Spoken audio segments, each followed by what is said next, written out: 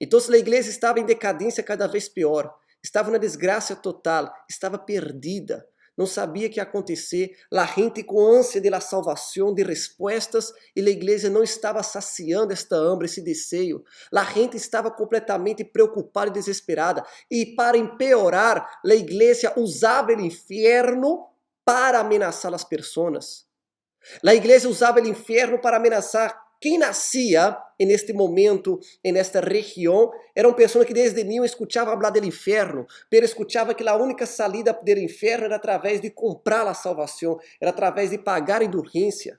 Escutavam que seus parientes estavam allá, nele purgatório, e deviam pagar para que seus parentes saíssem do purgatório, pagar missa, pagar velita, pagar uma série de coisas. Tudo era movido através de dinheiro neste momento.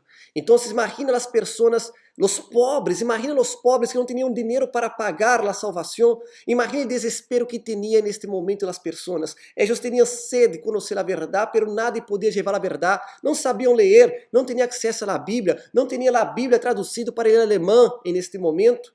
Então, essa era a situação que estávamos vivendo. Foi então que na história apareceu um homem conhecido como Martim Lutero.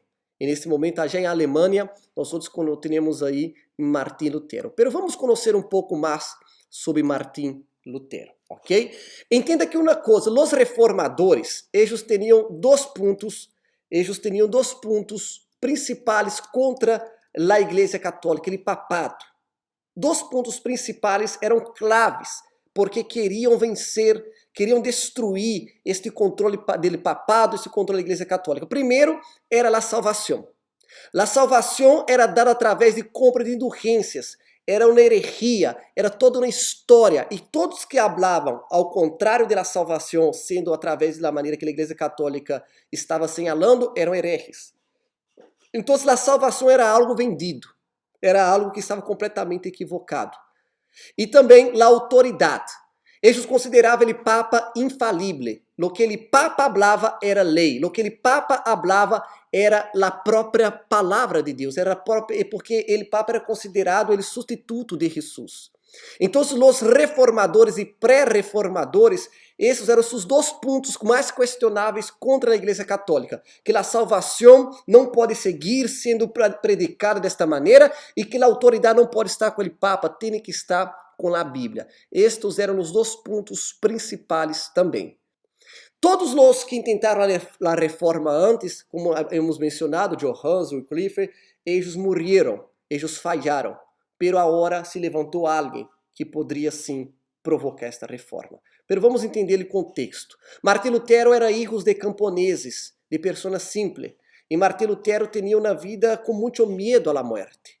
Imagínate Martim Lutero sendo educado, escutando falar da morte, do inferno, e ele não queria ir para o inferno, não? Ele nasceu em 1483, nessa família de camponeses já de Alemanha, e ele viveu uma vida de muita angústia, viveu uma vida de angústia, de medo à morte, de depressão. Imagina um jovem depressivo, aos seus 18, 19 anos, muito depressivo, medo a morrer, medo à morte, medo às histórias medievais do ángel de la muerte, de la condenação. Ele tinha muito medo da ira de Deus. Martim Lutero chegou a dizer que odiava a Deus porque a justiça de Deus era algo impossível de uno lograr a justiça de Deus. E ele tinha muito medo de morrer a qualquer momento e a ira de Deus venir sobre ele e condenar ele ao inferno. Então ele vivia nesta sensação de medo.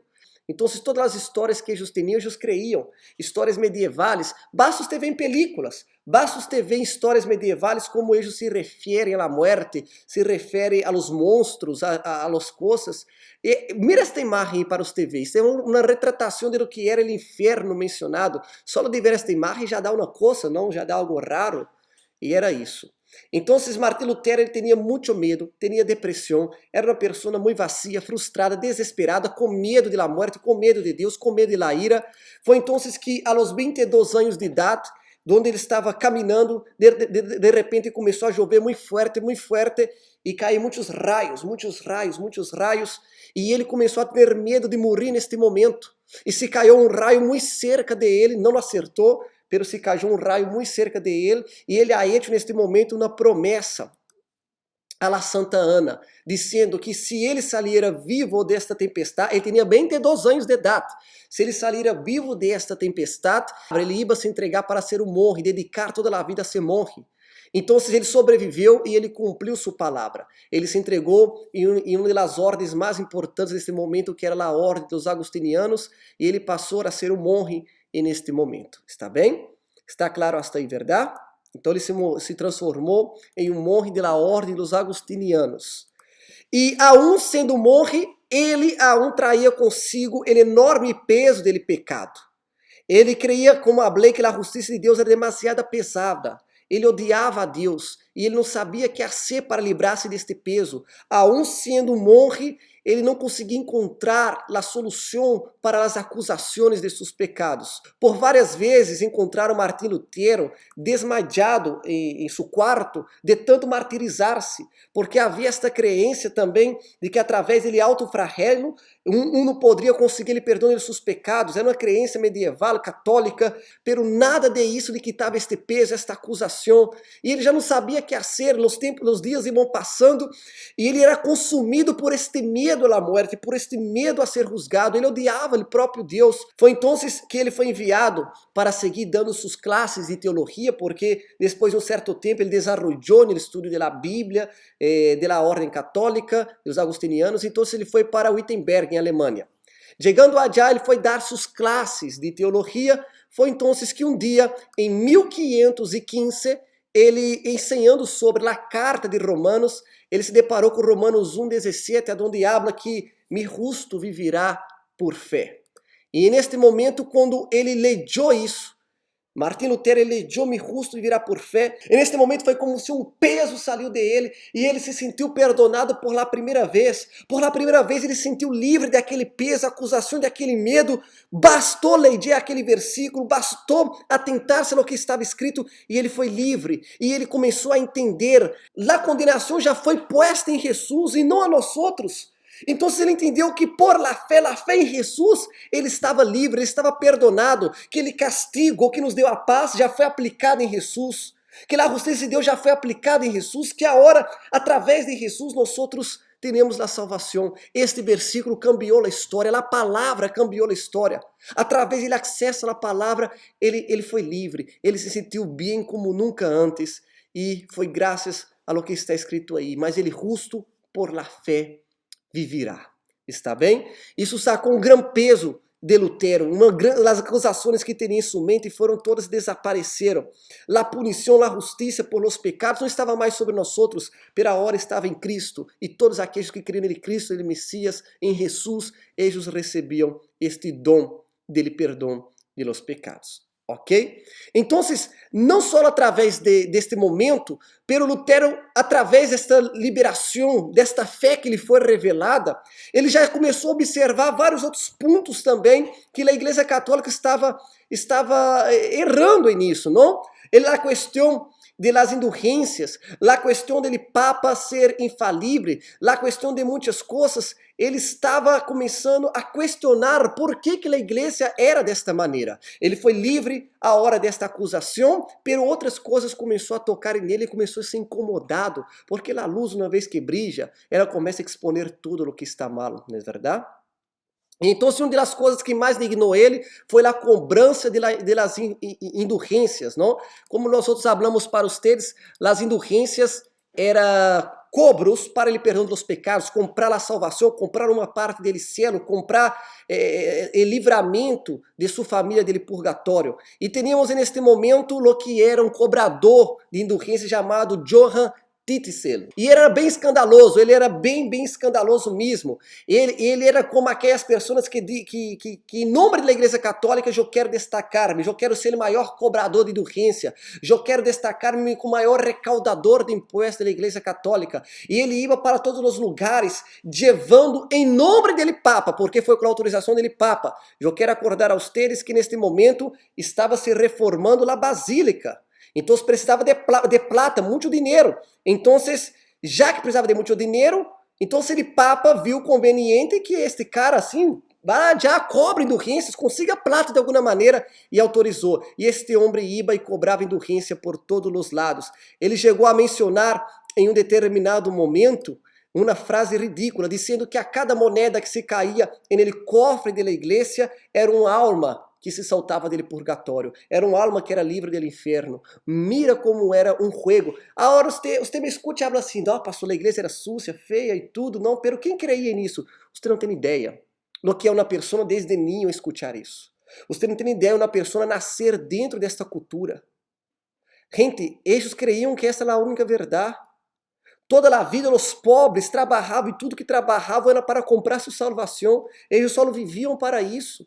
Hoje dia nós outros podemos ver do lado de fora assim, pero por que aceitava essas coisas? Porque eles foram educados. Era a cultura de eles aceitar esta situação, aceitar o que estava sendo vendido para eles, ok? Isso provocou uma grande indignação, um grande horror, uma indignação em Martim Lutero, ao mais por causa disso e todas as outras coisas que já hemos mencionado.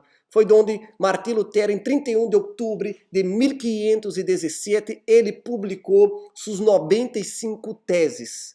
Suas 95 teses contra a Igreja Católica. Pero, entenda bem, Martim Lutero não tinha o objetivo principal de ir contra a Igreja Católica. Ele agarrou as 95 teses, foi allá na porta allá da igreja de Wittenberg, onde ele estava, e puso aí. Todo mundo começou a falar sobre isso, todo mundo começou a ler, a ver. Ou seja, essa internet começou a difundir por todos os lados as 95 teses de Martim Lutero. Agora, entenda uma coisa, não era uma afrenta à Igreja Católica diretamente. Martim Lutero amava a igreja. Ele não queria destruir a igreja, ele queria apenas discutir algumas questões para melhorar a igreja. Ele queria fazer uma reforma na igreja para que a igreja se volvera melhor. Pero não foi interpretado desta maneira e ele causou uma grande confusão neste momento aí. Imagina o escândalo que foi provocado. Todo mundo se enterou, todos quedaram sabendo dessas 95 teses. E o que queria, mais que tudo, Martim, neste momento, era um debate. Quando ele pôs isso aí, é como um mural da universidade. Nas universidades, às vezes, tem um mural de debate. Alunos te põem temas que querem debater. Ele queria debater, ele queria discutir, ele queria conversar sobre isso, pero a Igreja Católica, ela não aceitou isso. A Igreja Católica, ela teve isso não como um meio de debate acadêmico, ela teve isso como rebeldia e encarou como na afrenta a ella. Só para que você tenha uma ideia, eu separei aqui uma das teses para que você entenda como eram essas teses que Martim Lutero falava e por que a Igreja Católica quedou tão indignada. Mira o que ele é escrito. Se era certo que ele Papa tinha os poderes para sacar alma dele purgatório, essa é a tese 82. Tinha que usar este poder não por razões tão triviais como a necessidade de fundos para construir uma igreja, sino simplesmente por amor e por isso hacerlo grátis. Ou seja, em outras palavras, estava dizendo, se o Papa tem poder, como ele habla que tem poder, para quitar uma alma do inferno, ele não pode ser por motivos triviais como a recaudação de fundos para construir uma igreja com a arquitetura renascentista. Se ele tem este poder, por que não quita as almas simplesmente por amor e sem cobrar nada por isso? Era uma das teses, imagina as demais. Então, obviamente, isso chegou até o Papa, todos se enteraram e foi uma confusão. A igreja, o Papa, hizo uma bula neste momento e pediu para que ele se retratara. Ha dado 60 dias para que ele se retratara. E quando Martim Lutero recebeu esta nota pedindo para que se retratara, que volver atrás, Martim Lutero agarrou esta nota, agarrou os livros canônicos da Igreja Católica, foi para a praça, já para a praça em meio de todos, pôs allá e echou uma hogueira. Aí ele estava determinando um rompimento completo com a Igreja Católica. Em outras palavras, eu não vou retratar-me, eu não vou volver atrás, eu não vou aceitar esta situação. E isso aí foi algo, sinceramente, terrível. A Igreja Católica, o Papa quedou muito indignado com tudo isso e mandou Martim Lutero para o imperador. Mandou ele para ser juzgado por ele imperador, por ele império. Agora Martim Lutero não estava apenas excomungado da igreja, ele não estava apenas condenado por la igreja. Agora ele estava tendo problemas com o imperador, com todo o império, porque o império e a igreja, eles tinham boas relações. Acuérdese que um apoiava o outro. O império hacía-se cumprir as leis que o Papa falava. E o Papa apoiava politicamente o imperador. Entende a jogada? Então, neste momento, o Papa mandou Lutero allá para o imperador, para ser juzgado, para ser condenado. E mais uma vez, Lutero ele foi, como se diz, irredutível. Ele não volveu atrás. Você vê que era muito importante esta revelação ter vindo de Deus, porque frente a isso ele foi fiel a esta revelação. Observa a cronologia. 1515 ele foi revelado através de sua leitura bíblica. 1517 ele publicou as 95 teses e foi contra a igreja que pediu 60 dias para ele se retratar. E em 1521 ele teve como podemos poner, este juzgado, não? Essa dieta de um orso neste momento. E frente ao imperador, frente a todos, mira lo que ele falou. Não puedo e não quero retractar-me de nada. Porque ir em contra de la consciência não é nem justo e nem seguro. Que Deus me ajude. Amém. Mira a ousadia, mira a disposição. Todos os homens que antes de ele tentou fazer esta reforma não tiveram êxito, ao revés, foram puros fracassos. Pero nesta ousadia, neste intento, Martim Lutero, ele tuvo. E imagina este momento, ele foi declarado morto. Ele foi declarado neste momento, sua sentença era a morte, sua sentença era o fim de tudo, e já estava, de verdade.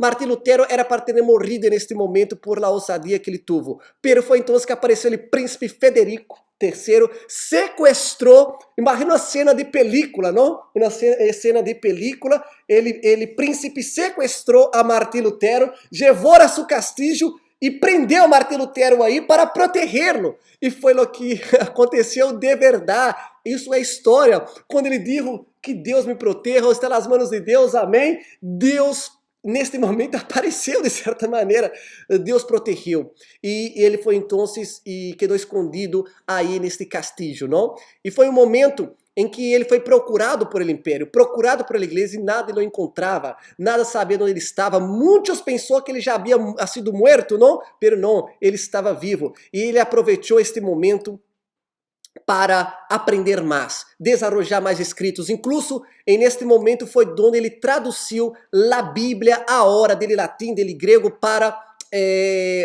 neste momento, ele alemão. Não? Ele traduziu para ele alemão a Bíblia neste momento, que foi algo fenomenal, fantástico e muito importante e necessário, ok? Então, imagina-te neste momento tudo o que aconteceu no Império. Todos falavam de isso. Por mais que não havia internet, televisão, periódicos, todos falavam de isso. E isso começou a desencadear várias revueltas. As pessoas estavam indignadas. Começaram a ser manifestações, começaram encontros. Os camponeses também começaram a rebelar-se contra o Império. As pessoas começaram a questionar. E neste mesmo momento também temos a criação da imprenta através de Gutenberg, que o primeiro livro que se imprime é a Bíblia. Então aconteceu várias coisas. O Império começou a dar uma loucura neste momento. Foi o que foi proporcionando assim uma reforma de maneira generalizada. Foi o que aconteceu. A igreja já não estava mais caindo a los gustos das pessoas. As pessoas já não estavam mais agradáveis com a igreja por diversos temas e faltava apenas um pouquinho, uma cosita. E Martim Lutero foi allá e começou a esta reforma. Não, a gente já não aguentava mais, não aguentava as indulgências, não aguentava o excesso de poder do Papa, todas aquelas coisas, e começou cambios em diversas áreas. Os monges, não? Os monges começaram a casar-se, começou a ter uma reforma na maneira de culto, na maneira de fazer as coisas. Os cultos começaram a ser hechos em alemão, antes se assim em latim, nada entendia nada, imagina-te. Todo mundo falava alemão, pero os curas iam predicar em latim, ler a Bíblia em latim, nada entendia nada. E neste momento, as reuniões, os cultos, não começou a ser em alemão. A Bíblia alemã chegou para eles, a Bíblia foi traduzida e tudo isso foi juntando para provocar esse desordem em todos os lados, pessoas lutando por seus direitos. Ou seja, várias coisas começaram a desencadear, começou a ser algo de verdade que marcou muito este momento. Os camponeses que estavam lutando, e Martim Lutero já preso, não? Escondido, na verdade, estava escondido, já traduzindo a Bíblia, desarrollando seus estudos, e começou a crescer mais que tudo em todos os lados, ok? Hasta que em 1555, mira quanto tempo passou depois, mais ou menos 34 anos depois, nós então temos aí o que foi o Tratado de Paz de Augsburgo, que foi dizendo, não, que os protestantes poderiam, sim, cultuar. Os protestantes tinham agora liberdade para cultuar, não precisavam ser perseguidos. Agora você poderia elegir entre ser católico ou ser um protestante. Foi esse tratado que houve neste momento, que começou já com Martim Lutero em 1517. Então vocês não pensam que foi algo simplesmente Martim Lutero liberou a todos, não. Foi uma série de coisas que foram acontecendo, muitas coisas aconteceram. É o que falamos, Deus sempre está no controle de tudo. Deus sempre está no controle de tudo. Então, nesse lapso de 30 anos, foi todo um processo de manifestações, muitos grupos rebeldes, muita gente indignada, muitas negociações, tratados, gente muerta, gente assassinada, hasta chegar neste momento onde os protestantes tiveram o permisso para, assim, professarem sua fé de maneira protestante, ok? E nesse meio tempo também, paralelamente, contemporaneamente, ou seja, também temos aí neste momento quem era Zwinglio, ok? Já em Suíça temos o Ulrico Zwinglio. O Ulrico Zwinglio também foi um grande reformador, um dos grandes nomes da reforma. Ele era diferente, não de Martim Lutero, ele era diferente. Martim Lutero era alguém que teve uma experiência personal. Era alguém que teve uma experiência personal com Deus, alguém que era muito culpável por seus pecados e coisas dele tipo. Zwinglio já era diferente, ele era um padre da Igreja Católica também, e ele começou a ler a Bíblia e chegar em conclusões que também Martim Lutero chegou em conclusões. Ou seja, ele chegou às mesmas conclusões, quase às mesmas conclusões que Martim Lutero. Só que Zwinglio, ele era inclinado a ser político, era inclinado a ser humanista. Ele queria criar leis, queria ajudar as pessoas, queria facilitar a vida das pessoas. Ele era muito preocupado com os pobres, e queria a igualdade entre as pessoas e coisas deste tipo. Então você vê que eram pessoas um pouco diferentes. Lutero já era uma pessoa apaixonada, era uma pessoa dedicada, que amava a igreja. Zwinglio já era uma pessoa que, através da Bíblia, ele buscava meios humanistas e buscava entender melhor. E Jesus era uma pessoa que pensava nos pobres, que pensava em todos, que ensinava o amor ao próximo. Então, Zwinglio começou a encontrar na Bíblia muitas razões. E ele começou a criar esta reforma também, ok? Começou a criar esta reforma também aí. Como falamos, Lutero era um monge católico e acadêmico, mientras que Zwinglio era um padre e humanista. Ou seja, era um padre humanista, um capelão. Era muito político e humanista. Ele predicava que a salvação venia através da luta, através do esforço, através da entrega, porque era na época das cruzadas. Então Zwinglio estava neste processo de crer na Bíblia por completo também. Então ele creia que sim, tinha muita coisa que ver, pero com o tempo ele foi também cambiando de ideia, ok? Ele chegou às mesmas conclusões que Lutero, pero de uma maneira um pouco diferente. Está bem? Lutero, como falei, ele tinha mais suas experiências personais. Zwinglio, ele era assim. Lutero, ele começou a ir contra todo lo que era contra a Bíblia. Lo que era contra a Bíblia, lo que era antibíblico, Lutero rechaçava. Zwinglio, por outro lado, todo lo que não estava na Bíblia, Zwinglio rechaçava. Observa a diferença. Tudo lo que ia contra a Bíblia, Lutero rechaçava. Zwinglio era mais allá. Era tudo o que não estava na Bíblia, ele evitava. Para ele, tinha que ser rechaçado. Então, o Zwinglio começou o movimento em Zurique. A cidade que ele estava chamava Zurique, e ele começou este movimento reformador, porque ele observou que a Igreja Católica de verdade estava muito corrompida e totalmente equivocada em diversos pontos. E como ele tinha muita influência política, ele era humanista, as pessoas lhe gustam essas pessoas, ele era influenciador. Então ele influenciava toda a cidade de Zurique contra a Igreja Católica. Ele começou uma reforma e ele era padre, mas ele começou esta reforma aplicando suas ideias que ele ia ubicando na Bíblia. Ele ia ubicando na Bíblia essas ideias. A tal ponto que quando chegou pessoas aí, mandados por ele Papa, mandados por a Igreja Católica, vender indulgências em la ciudad de Zurique, ele convenceu toda a população a expulsar a estas pessoas que estavam vendendo aí indulgências. Então você vê que o poder de influência dele era muito grande em meio a todas estas pessoas. Então ele era bem um político mesmo. E tudo o que não estava na Bíblia, ele rechaçava. E na cabeça de Zwingli, o cristianismo deveria ser um culto em uma caja branca. Ou seja, ele começou a eliminar a música, começou a eliminar as roupas sacerdotales, começou a eliminar os adornos, todo o simbolismo. Para Zwingli, a fé tinha que ser pura. Ou seja, um verdadeiro cristiano teria que se meter na caja branca e buscar a Deus e não ter nada de simbolismo, não ter nada de fé, porque tudo isso poderia, de certa maneira, estorbar a fé.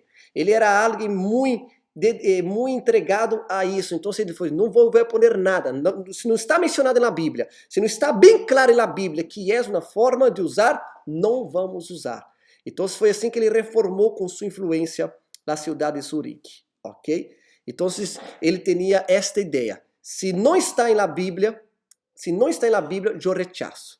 Então, chegou incluso um momento muito gracioso da história. Ele influenciava as pessoas, não a expulsá-los que vêm de indulgência, a los mensageiros aí do Papa. E chegou um momento, ele mandou, você vê aí que mandou queimar os santos. Imagina a situação. Ele mandou queimar os santos, destruiu todo o que era simbologia, mandou quitar tudo, hasta que a vanidade toda da igreja. Mientras o renascimento estava dominando tudo, ele estava rechaçando. A igreja dele, como a era um salão vazio, tinha que estar aí a adorar a Deus, sem nada. Sem nada, essa era a ideia dele, não? E ele chegou a certo ponto que ele, na quaresma, você sabe que na quaresma, aqui também sabe que na quaresma não se pode comer carne, né? Essa crença. Ele mandou a ser uma parrilla na quaresma, chorizo, não? Mandou a ser esta parrilla como na frente da igreja católica, em meio de la quaresma. Ele foi, juntou todo mundo, vamos fazer uma parrilhada aqui, vamos comer carne, vamos comer aqui os chorizos, vamos autorizar, agora os padres podem casar, os monges podem casar, as freiras podem casar. E por quê? Porque não está na Bíblia, eu não vou seguir. Ele era assim, ele era bem radical neste ponto. Se não está na Bíblia, não vai seguir. Então, chegou este momento que, quando ele hecho esse tema de la parrilla, aí foi la gota, não? Porque aí o Papa se inteirou, o Papa quedou muito indignado com Zwingli neste momento, excomungou. Era demais, era demais. Zwingli, ele foi de hecho um louco. Pero era uma pessoa bem racional.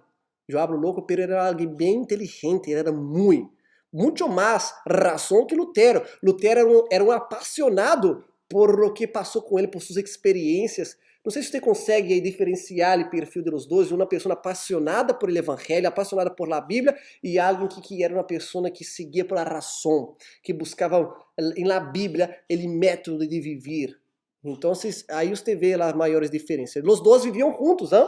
Não juntos assim, cerca um del outro, pero na mesma época. Zwingli estava aí na cidade de Zurique, em Suíça, e teníamos Lutero em Alemanha, ok? Incluso os dois sim se encontraram algumas vezes, ok? Então, Zurique foi o responsável por ele primeiro estado protestante. Por ele ter esta influência toda, foi declarado neste momento Suíça como o primeiro estado protestante. Se acorda que hablamos que estava todo um desordem quando se caiu o Império Romano? Então se foram criou aí a Inglaterra, criou também a Suíça, a Alemanha, a França. Então os países estavam meio do que já formados neste momento. E neste momento aí, Zwingli conseguiu ser o primeiro estado protestante neste momento, onde o primeiro estado onde a religião protestante era la oficial. Imagina que situação, não? Houve toda uma reforma. Imagina os templos sendo reformados agora de maneira protestante. Saca os santos, saca tudo, saca as cortinas, saca toda esta coisa vanidosa aqui, derrumba tudo o que era simbologia, tudo que era. Ele rechaçava todo tipo de simbologia neste momento. Ok? Deixa-me ver aqui. Tem alguma observação mais de dizer dele? Então, a Suíça, neste momento, eram vários estados. O Ingle, ele estava aí nesse estado protestante, pero alguns estados não queriam, algumas regiões, melhor dito, perdão, algumas regiões, seriam como províncias, não? Algumas províncias não queriam aceitar ser protestantes, queriam ser católicas. Mientras tanto, aí Zwingli queria aplicar todo o protestantismo em todos os lados. Então foi que os católicos, indignados com Zwingli, juntaram-se, invadiram Zurique, que era a cidade de Zwingli, e começaram a atacar os protestantes. E aí temos a morte de Zwingli, que morreu em batalha. Zwingli morreu em batalha e morreu como um dos grandes reformadores neste momento. E depois de tantas batalhas e guerra aí que aconteceu em Suíça, nós tivemos aí um outro decreto, né? Tivemos aí uma autorização para que a região ou a província, podemos dizer, que quer ser católica, seja católica, e a província que quer ser protestante, será protestante. Foi através de muita luta. Então, esses dois primeiros reformadores que destacamos, a Lutero, esse apaixonado que foi revelado tudo o que passou, que foi contra a igreja, pôs sua vida em risco e por um milagre foi salvo, e Zwingli, que era aquele padre que era humanista, que tinha bastante influência, que através de sua influência, através do que lia da Bíblia, afrentou a igreja católica, implementou o primeiro estado protestante, pero que morreu em batalha. Foram dois grandes protestantes. Tivemos mais. Tivemos agora Juan Calvino, dos anabatistas, e também vamos falar aí da reforma anglicana, que são as três principais, depois da contra-reforma da Igreja Católica. São mais rápidas, não? Ele mais largo era Lutero mesmo. Juan Calvino, diferente de Lutero e de Zwingli, era uma pessoa muito inteligente. Ele buscou sistematizar, organizar o que era ele ser protestante, a fé protestante.